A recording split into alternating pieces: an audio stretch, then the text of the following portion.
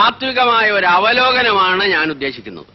ഒന്ന്, വിഘടനവാദികളും പ്രതിക്രിയാവാദികളും പ്രഥമദൃഷ്ട്യാ അകൽച്ചയിലായിരുന്നെങ്കിലും അവർക്കിടയിലുള്ള അന്തർധാര സജീവമായിരുന്നു എന്ന് വേണം കരുതാൻ.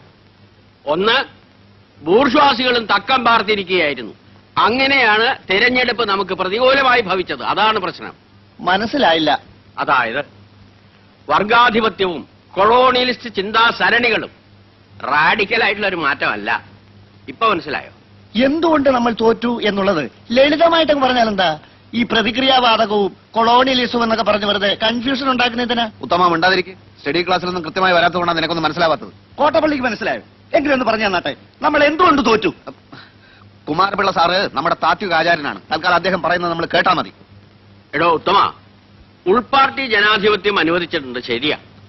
നമ്മളെല്ലാവരും ഒരുമിച്ചിരുന്ന് ദിനേശ് വീടി വലിക്കുന്നതും അതുകൊണ്ടാണ്. എന്നുവെച്ച് പാർട്ടിയിലെ ബുദ്ധിജീവികളെ ചോദ്യം ചെയ്യരുത്. മനസ്സിലായോ? ഒരു കാര്യം ഞാൻ പറയട്ടെ. പറയൂ.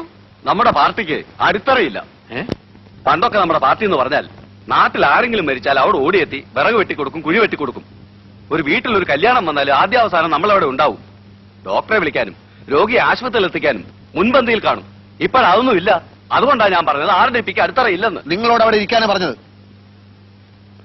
അച്ചടക്കമില്ലാതെ പെരുമാറിയാൽ അറിയാലോ, ഞങ്ങളത് പഠിപ്പിക്കും. ക്രിയാത്മകമായ ഈ ചർച്ചയിലൂടെ ഉരുത്തിരിഞ്ഞു വന്ന ഒരു കാര്യം ഞാൻ പറയാം. ഒന്ന്, INSP, അതായത് നമ്മുടെ പ്രധാന എതിരാളി. അവരിൽ ചില കൊള്ളാമെന്ന ചെറുപ്പക്കാർ രംഗത്ത് വന്നിട്ടുണ്ട്. ആളുകൾക്ക് അവരോട് വലിയ മതിപ്പാ. ആ മതിപ്പ് പൊളിക്കുകയാണ് നമ്മൾ ചെയ്യേണ്ടത്. വളരെ കറക്റ്റ്. ഏതെങ്കിലും രീതിയിൽ വല്ല പെണ്ണുകേസിലോ ഗർഭക്കേസിലോ അവരെ പെടുത്തി നാറ്റിക്കുകയാണ് ചെയ്യേണ്ടത്. ജനങ്ങൾ അവരെ കാർക്കിച്ചു തുപ്പുന്നൊരു പരിതസ്ഥിതിയിൽ എത്തിച്ചാൽ നമ്മൾ ജയിച്ചു. 6 മാസത്തിനുള്ളിൽ നമുക്ക് നഷ്ടപ്പെട്ടതെല്ലാം വീണ്ടെടുക്കാം. പരിപ്പോട എവിടെയോ? ഇന്ന് പരിപ്പോട ഉണ്ടാക്കില്ല സാർ. പരിപ്പോട ഉണ്ടാക്കിയില്ലേ? പരിപ്പോടയും ചായയും ബീഡിയുമാണ് ഞങ്ങളുടെ പാർട്ടിയുടെ പ്രധാന ഭക്ഷണം. തനിക്ക് അറിഞ്ഞൂടെ?